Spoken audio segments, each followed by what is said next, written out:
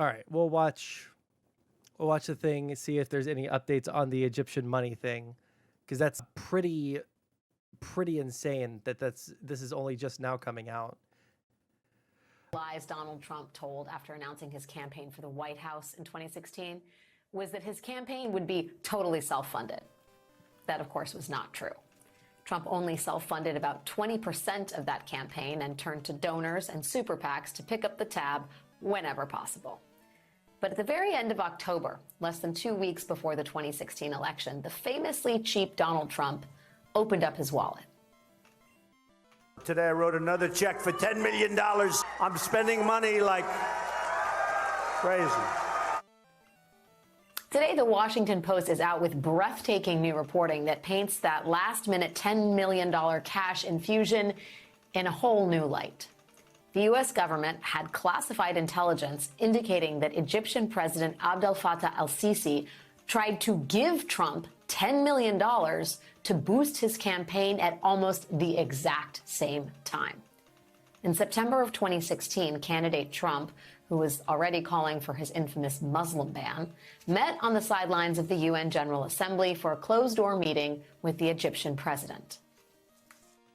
He's a fantastic guy. He took control of Egypt, and he really took control of it. And I thought it was a great meeting. We met for a long time, actually. We had a long meeting and got along. There was a good chemistry there. You know when you have good chemistry with people, you're the king of that. And there was a very good chemistry, good feeling between us. About a month after that great meeting, Trump gave his campaign that... Really quick, Kalinda, shoot me another message. Everything gets buried super fast for me with the group chats and stuff that I'm in. $10 million check. And then a few months after that, just 5 days before Trump was sworn into office, the Washington Post reports that a bank branch in Cairo received an unusual letter from an organization linked to the Egyptian intelligence service. It asked the bank to kindly withdraw nearly $10 million from the organization's account, all in cash. Inside the state-run National Bank of Egypt, employees were soon busy placing bundles of $100 bills into 2 large bags, according to records from the bank. 4 men arrived and carried away the bags, which U.S. officials later described in sealed court filings as weighing a combined 200 pounds and containing what was then a sizable share of Egypt's reserve of U.S. currency. Now, there are a few incredibly important pieces of context here. One is that this kind of cash transaction being a potential bribe from the Egyptian government is very much within the realm of possibility. New Jersey Senator Democrat Bob Menendez was just convicted last month on charges of accepting hundreds of thousands of dollars of bribes in the form of envelopes full of cash, as well as literal gold bars. Cash and gold bars that came from Egyptian intelligence agents. Why the is Egypt so effective at bribing our politicians? They got Bob Menendez. I guess now they've got Trump. That's insane. Did you link me something about the stock market? Me, sorry. There's like so many things, so many people messaging me right now. Like literally currently, right this second. Brittany from Politically Provoked. Agents from the same agency involved in this nearly $10 million cash withdrawal. The other key piece of context here is that Egyptian President al-Sisi is not, as Trump put it, a fantastic guy. He is an authoritarian despot who overthrew Egypt's government with military force in 2013 and has stayed in power through sham elections since then. But despite that fact, President el-Sisi was one of the first guests President Trump invited to the White House and one of the first foreign leaders Trump met with on his very first international trip. Throughout all of his presidency, Trump cozied up to el-Sisi, despite el-Sisi's brutal crackdowns on political opposition and his blatant consolidation of power and his disregard for human rights. At one point, Trump was even overheard calling President el-Sisi his favorite dictator. Clearly, there is more than one. So all of this, Jesus the Christ. classified U.S. intelligence... Like, there's no amount of, like, quotes like that or actions that he could take where he's, like, showing that he is pro-dictator, at least if it's someone that he likes personally. I don't understand how people don't. So I did. I'm sorry, seeing like literally I'm trying my best. I'm trying to be a better person about responding to people's DMs and texts and everything, but I'm really, really bad about it. I am improving, but I'm really bad about it. Let's see if Deep State can take out the Centret. That Sisi tried to give Trump $10 million, the $10 million cash withdrawal by Egyptian intelligence outside of Cairo, all of this is red hot. So why are we just learning about it now? Well, the other half of this incredible new piece from the Washington Post is about how federal prosecutors investigated all of this for years. And then, knowing everything I just laid out, Trump's Attorney General, Bill Barr, seems to have made that investigation just go away. Back in 2018, in the middle of the Mueller investigation into Russian interference in the 2016 presidential election, the D.C. federal courthouse was filled daily with reporters looking for clues, looking for leads. But on December 14th of that year, something happened that made it decidedly much more difficult for those reporters to do their jobs. That day, court officials mysteriously shut down an entire floor of the federal courthouse, restricting access to both the press and to the public. Now, reporters assumed at the time that all the cloak and dagger maneuverings were related to Russia. But 2 years later, we learned it was about a separate investigation looking into whether the Egyptian government could have backed the Oh my God, did they use the Russia stuff as cover? Did they use it as cover for the actual, like, collusion that they did with Egypt? Bro, it can't be fucking real, millions man. of dollars that Donald Trump donated to his own. Mind you, even though that there is now like some amount of evidence that is showing near direct proof that Donald Trump took $10 million from the Egyptian government, this will change nothing in the mind of the Trump voter. The Trump voter has been convinced that Joe Biden is a crime boss, like crime lord, with his entire family over money that they haven't been able to prove has been, you know, like some sort of malintent with the money or malfeasance with the money whatsoever. They haven't been able to show any proof of that whatsoever. The MAGA voter is unconvincible. That is your first mistake. I don't think it is. I don't think it is a mistake. I think that it's true. For the average Trump supporter, when it comes to Donald Trump's actions, I don't think that there's anything that I could say, any amount of proof that I could bring forward that would change a Trump supporter's mind. TLDR oil. Well, I imagine like literally any kind of instability anywhere is going to have an effect on the market, right? Do you see the reaction to Rittenhouse wanting to support Ron Paul? Yeah, they bullied him until he said that he was going to support Trump. YouTube chat is broken. Yeah, well, everything's broken right now. I think I have to like go back and unupdate my OBS because right after I updated OBS, it completely messed up everything. But anyways, let's finish this. Own campaign in 2016. And today, in an exclusive and deeply reported investigation by the Washington Post, we are learning about how a $10 million OBS is just crashing. Cash withdrawal at a bank in Cairo 5 days before Donald Trump was inaugurated. That was the most cult-like behavior I've seen. But man, like, I see that all over the place. When it comes to... Oh, 1 second. When it comes to, like, Trump people, like, that's what I see the most of. It's that kind of cult behavior. They're like... I haven't ever heard a conservative bring up as like, I haven't heard a conservative who's like a staunch Trump supporter bring up any legitimate, like from a conservative standpoint in terms of like, you know, historically how conservatives have been in the United States, right? I haven't heard them bring up any criticisms of Trump unless they're never Trumpers. When they talk about like the fiscal responsibility is obviously not there, the debt's rising, you know, stuff like that. You don't hear that from Trump people because they think that whatever he does is fine.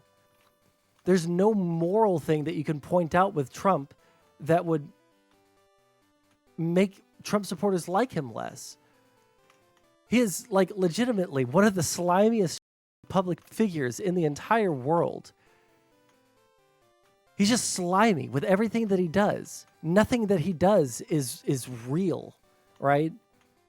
Unless it's for the purposes of self-aggrandizing.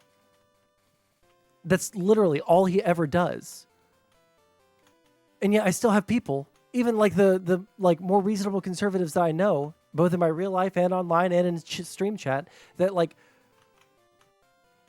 turned anti-Trump for like 2 years, and then like in the election cycle here, I guess they're so scared of Kamala Harris that like all of the legitimate fears about Trump doing the things that he says that he wants to do, and the things that he says that he like thinks he can do, like all that's thrown out the window because a Democrat's going to get elected. But like, man, like voting for Trump right now is like, you're either, I don't even know what to like say. I don't know what to say to you. If you're a principled conservative and you want to vote for Trump still, Sondsol is against gifts. Yes, I am. Take Trump out of your mouth. Listen, I'll say whatever I goddamn want. Okay. But I just genuinely don't understand it, man. I think the closest I've ever been like that with a politician was Bernie Sanders. I was really deep into the sauce on Bernie Sanders.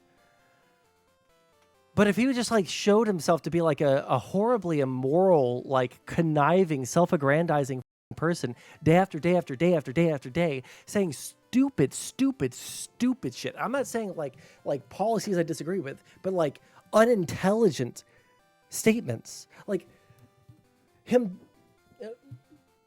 talking to military advisors and saying, I hear that you guys are coming up with a new electric boat. Oh, that's really cool, but I think it's really dangerous. Like, imagine there's a shark. Imagine a shark's coming at you, and you're on this electric boat, and it capsizes, and you have to make a choice of whether to like climb on top of the boat that now is like electrocuting you or getting eaten by a shark. Like, don't you think that that's a problem that the military should take into consideration? And he brags about having this conversation as if that was a really smart thing to bring up. He's not a smart man. He is just a deeply unserious, unintelligent person. And the people that he puts around him might be intelligent, but they're deeply immoral, and they just want to like put in place what their vision of America is in like the most authoritarian way possible. I don't think that Trump necessarily would or could do that on his own, but the people that he surrounds himself with do want to do that. They're the ones that wrote the Project 2025 shit, where they want to replace all parts of the administrative state down to the lowest level with yes men. People that will not stand up and say no to something that Donald Trump wants to do, even if it's immoral, even if it's out of pocket, even if it's against the Constitution. They want to stack the entire administrative state for Trump. I just don't understand. I can't understand the mind of someone that wants to vote for Donald Trump. I don't, especially at this point. They are not yes men, they are free thinkers. Hold on, Sig. I'm partly talking about you here because you said last stream that you like would consider voting Trump over Kamala Harris, right? Which is, unless I'm like totally misunderstanding what you said there, and in which case I'll take that back. But like I don't understand like what the draw is of Trump, given everything that we know about the man. The man is insane. And if I had to choose, I would vote Trump over Kamala. Yeah, I don't get it. I'm probably not voting. Well, that's probably more principled than voting for Trump. You know, sleeping with porn stars? Yeah, Sieg's getting some all the time. I know how he is. I said it earlier here. Sorry, I can't. I'm trying to listen to this and play the game and read chat. How that intensified that. But yeah, like it's not even like like an attack on you. It's just like the idea of sympathize way more with people that voted for Trump in 2016 than I do with people that voted for him in 2020. But I can still sympathize there to a certain extent. But what I can't sympathize with is at this point choosing Donald Trump to lead our country again, saying, you know what, that man deserves a second chance at the White House. 2016 Trump was nothing compared to 2024 Trump. Well, 2016 Trump, I feel like he evolved. Yeah.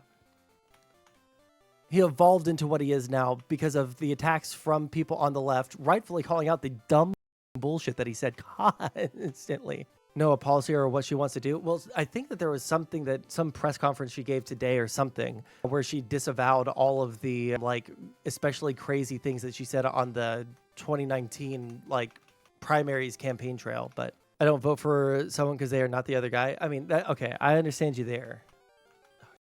I thought that you were saying that you were voting for Trump over Kamala Harris before.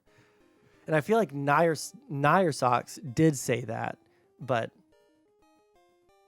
anyway, let's finish this because I'm almost out of steam. We got to get through this. And about the effort inside Trump's DOJ to bring that investigation to a close. Joining me now is one of the journalists who broke that story, Carol Leonnig. She is, of course, a Pulitzer Prize winner and a veteran investigative reporter at The Washington Post.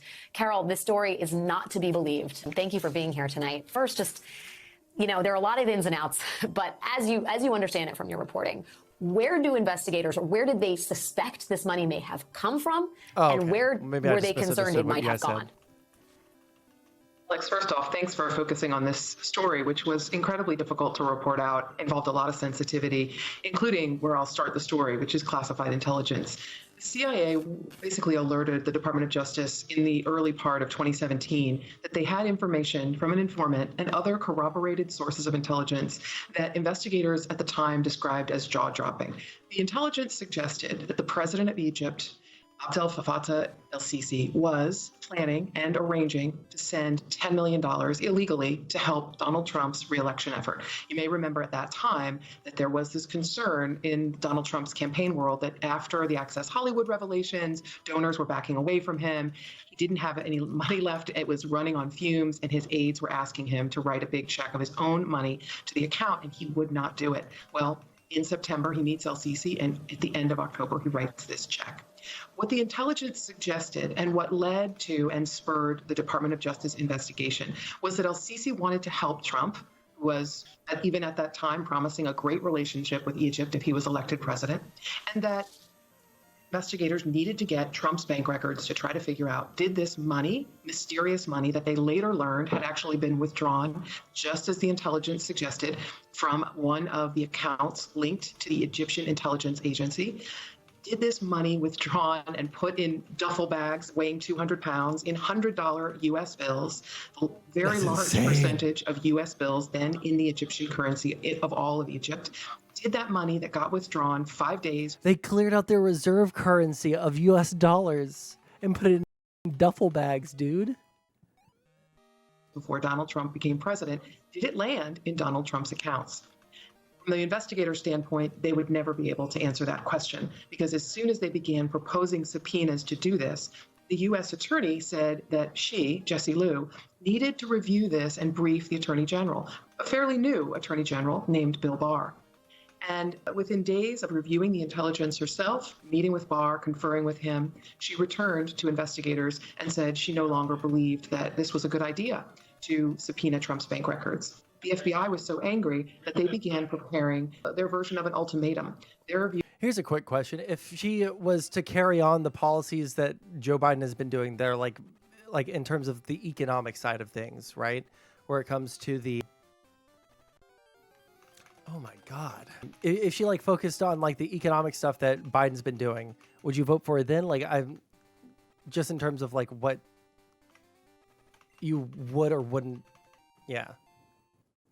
Was if we can't ever look at Trump's bank records, which are a pretty easy thing for federal investigators to subpoena, if we can't get those, then there is no chance in the world of us ever getting to the truth or the bottom in this investigation.